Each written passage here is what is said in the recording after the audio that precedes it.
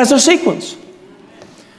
James said, every man is tempted when he is drawn away of his own lust and enticed.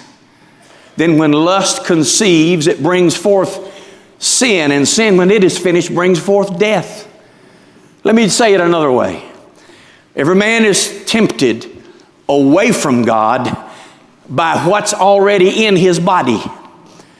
Lust and evil desire are still present within us. And if we heed it and pamper it, it will draw us away from God. So when lust gets pregnant, it will bring forth sin. Did you hear me? Lust will conceive, it will get pregnant, it will grow, it will deliver, and what it delivers is sin. And the result of that deliverance is death. You cannot make that pretty. Whatever is of the flesh produces flesh.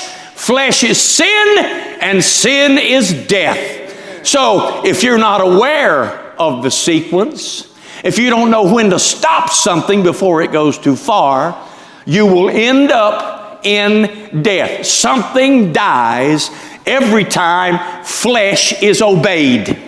Did you hear your preacher? Something in your life dies every time you yield to the flesh.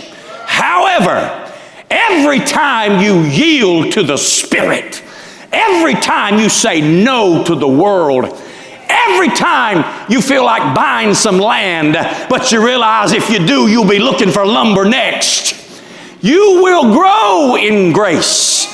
When you look at it and say, nope, not going to play with it, not going to trifle with it. I know where that leads. I'd rather have Jesus in my life. You'll keep yourself safe when you know the sequence of sin. So Jesus taught us in just pithy words. When he was praying and the disciples were sleeping, he said, the spirit is willing, but the flesh is weak. Oh, it's always in me to serve God, do the right thing, but that flesh, it can't do the right thing. It doesn't possess the power to do the right thing. Sin is, or the flesh is cursed. It's damned. And so, when I want to do the right thing, I always have to contend with that flesh. You hear this? And so, Paul writes and says, if you walk in the Spirit, you will not fulfill the lust of the flesh. It's just that simple. Walk in the Spirit. You won't have to struggle greatly with the flesh when you pray without ceasing. When you read God's Word, it's food for your soul. When you worship with the believers on a regular basis, the flesh has no dominion over you. It cannot control what you say and do. Walk in the Spirit. You will not fulfill the lust of the flesh. For the flesh fights against the Spirit, and the Spirit fights against the flesh, so that you can't really do what you want to do, which is serve God. There's always this contest on the inside. There's always the flesh, which pulls you to the earth, which pulls you to self, and the Spirit, which draws you to heaven and draws you to a deeper walk with God. And in the middle is your soul. It connects you with the earth. It connects you with heaven. The soul is kind of in the middle. It's a mixture of both. And when I pray and read, my soul, my emotions, my desires, my will become spiritual, and I go towards God.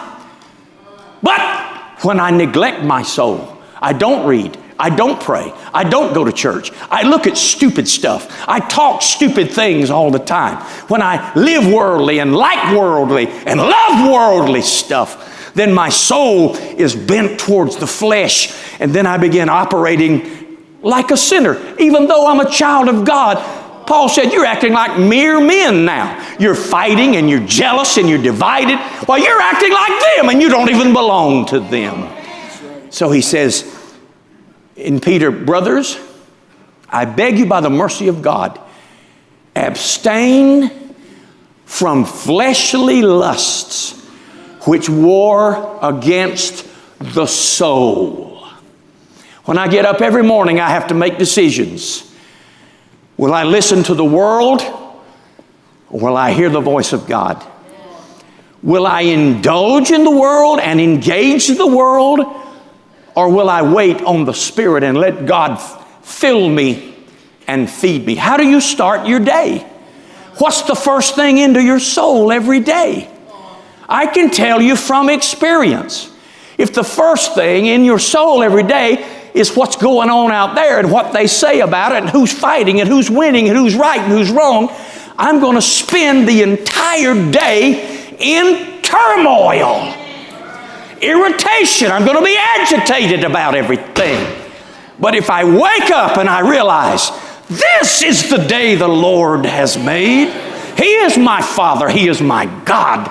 He has a meal prepared for me already.